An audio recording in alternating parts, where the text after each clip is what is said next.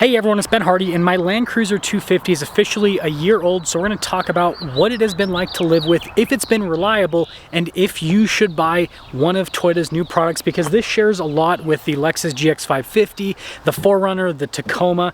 Let's get right into it.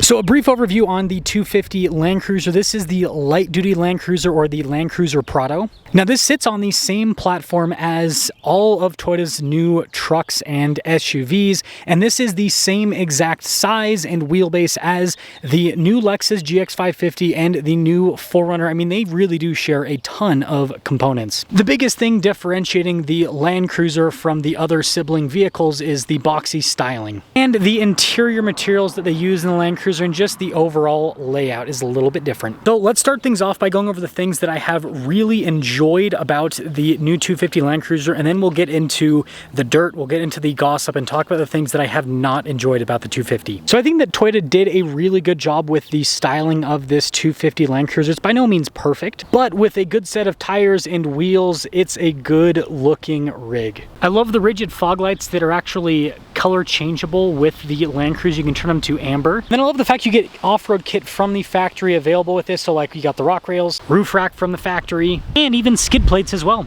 This is similar in size to a 200 series Land Cruiser, and so the interior space is actually pretty good. The interior isn't quite as wide as the 200 series, but it's spacious enough. And this is kind of silly, but I do like this open window feature.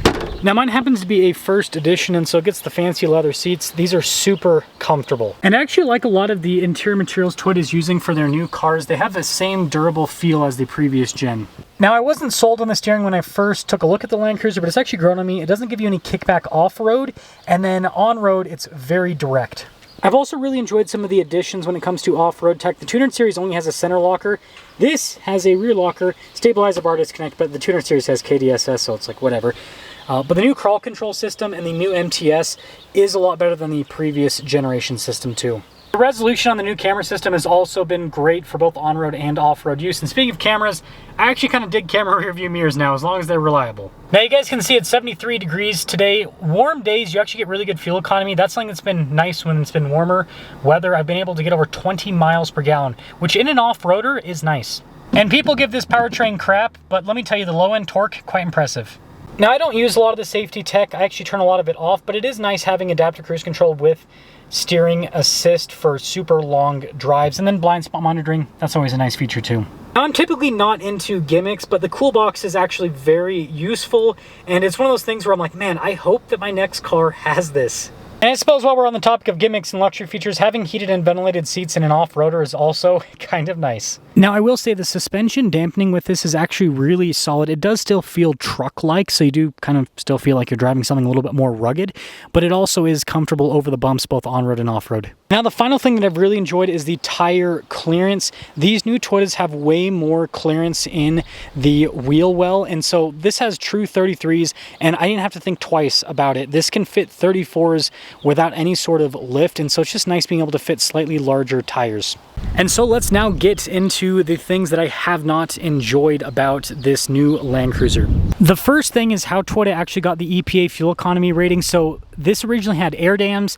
That helps out with fuel economy, but it runs approach angle. It looks absolutely hideous. But if you want to get the 22 to 25, you got to keep them on. Now I've got aftermarket tires on this right now, but you can see the stock tires are very soft and the tread is not aggressive whatsoever. Again, they did everything they could to get the maximum amount of fuel economy on that EPA rating. And so if you get the hybrid turbo 4-cylinder like what I have with this Land Cruiser, well, you're going to lose quite a bit of your fuel economy once you upgrade it, how most people are going to upgrade this. So don't expect to get 22, 25 like this says in the window sticker. Expect to get closer to 20 miles per gallon when it's warm. When it's cold, expect to get even worse. 16, 17 miles per gallon is what I have been getting in the wintertime with this vehicle. You lose all battery range in the winter, and so you basically get V8 fuel economy in the winter, which is not great. I feel like Toyota picked the cheapest plastic ever that just shows every little scratch. That is something that I think they could have done better. Speaking of cheap materials, with the Prado and all of that, well, just take a listen.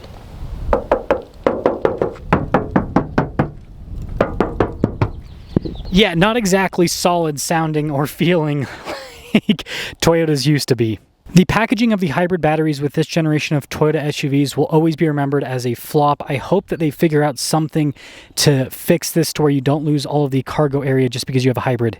Now, you know how I said I like some of the safety tech, like the blind spot monitoring? Well, they just have too much safety tech in my personal opinion. Toyota and other Japanese automakers have gone all in on just dumping all the safety tech at their cars and making a lot of it standard, which is nice for people that want that, but people like myself don't really care about that. I wish that they offered like a less expensive version of the Land Cruiser that had none of the safety tech so that I could choose like, okay, I just want adaptive cruise control, because that's me. I just want adaptive cruise control and blind spot monitoring.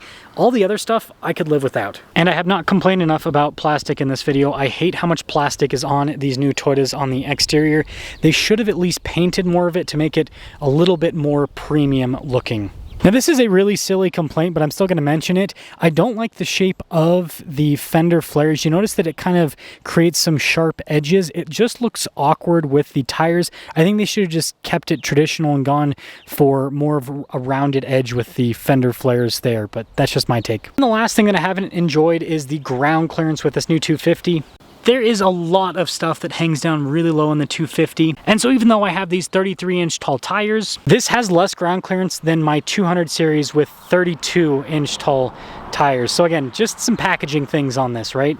I'm sure many of you are curious when it comes to reliability with this new Land Cruiser, and after a year, this has had no issues whatsoever. It has been dead reliable. It has just been oil change, tire rotation, right? Exactly what you'd want in a vehicle. And let me clarify, when I say no issues, I mean absolutely no issues. Like, people that own like a Ford or a Jeep or a Land Rover will say, oh, my car's been reliable. What they really mean is that every so often they get in their car and it glitches out, and then they have to reset the computer for them to be able to drive it, or sometimes it throws a check engine light, but then they drive it long enough, the check engine light goes away. No, none of that. This has thrown no codes whatsoever, and it has had zero glitches. I have not had a single system glitch out of me. Every single time I've thought that I found a glitch, I've gone through and redone it and realized that it was user error every single time. And so, will these new Toyotas be as reliable as the old ones? Time will tell, but so far, this has been the most reliable new vehicle that I have ever bought, because not only has it not needed to go in the service department for anything, it hasn't done anything that would be glitchy, which I think is quite impressive. And so while we're on this topic, in terms of overall cost of ownership for the year with this 250 Land Cruiser, well, oil change, tire rotation, that's really cheap. I mean, you're talking about maybe like, what, 50, 75 bucks each time you take it in for that, depending on where you take it in. And then fuel cost is going to vary depending on the time of the year, because if it's winter, you're going to spend more money on fuel versus in the summer, you're going to spend less money on fuel because you're going to be filling up less often, getting a little bit more range and all of that. And so this has actually been a very inexpensive car to own, other than the modifications that I've added to it, which obviously those are not necessary whatsoever. Should you buy the new Land Cruiser? Should you buy any of these new turbo Toyotas? Here is my 2 cents now that my Land Cruiser is a year old.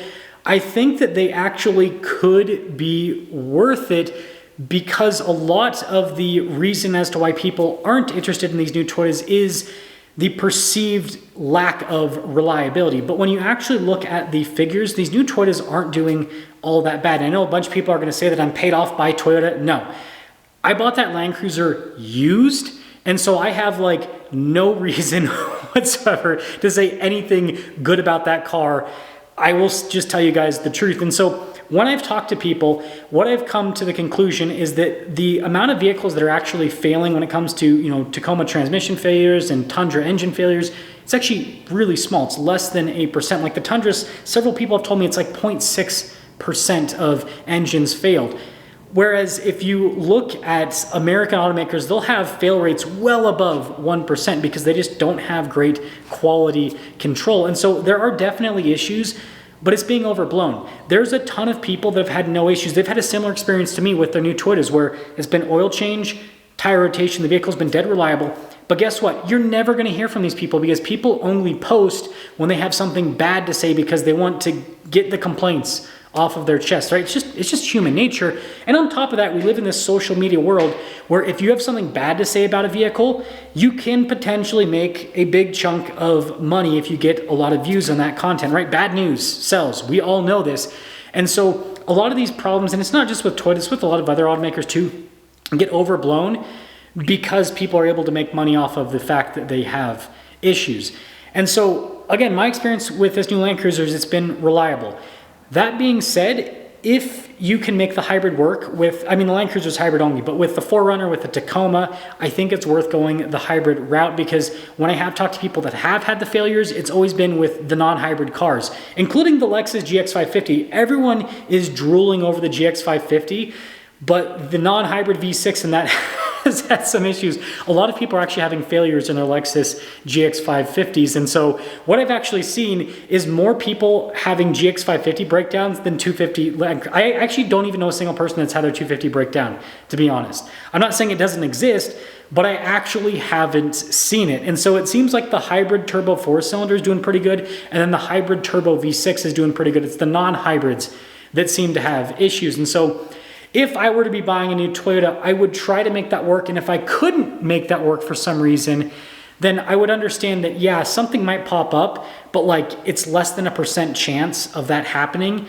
And so it's unlikely that I'm gonna be in that category. But if I am, well, Toyotas hold their value so darn well that you could probably sell your Toyota for what you paid for it and then go and buy a new one that doesn't have any of the issues. I mean, so many people did that with the Lexus GXs. Like their engine would, engine would blow up. They get a new engine put in the car. They'd go and trade it in for something else and then get more money than what they paid for. And again, I'm not saying that these are investments. They're cars at the end of the day, but Toyota has good resale value and they've kept their supply low. So it makes it so it's like if something bad does happen, it's not the end of the world. It's not like if you buy a Jeep, for example, and something goes wrong, it's like that Jeep lost $20,000 in value once you drove it off the lot. And so it's like you're married to that thing once something happens to it, right? So that's kind of my 2 cents with this whole Land Cruiser situation, this whole Toyota situation. I came into this completely, I wouldn't say like fully objective, because I honestly thought that there was gonna be a lot of issues with my Land Cruiser. That's what I was expecting. Again, I've got a 5.7 V8 Land Cruiser, and I was like, there's no way this new crappy turbo 4-cylinder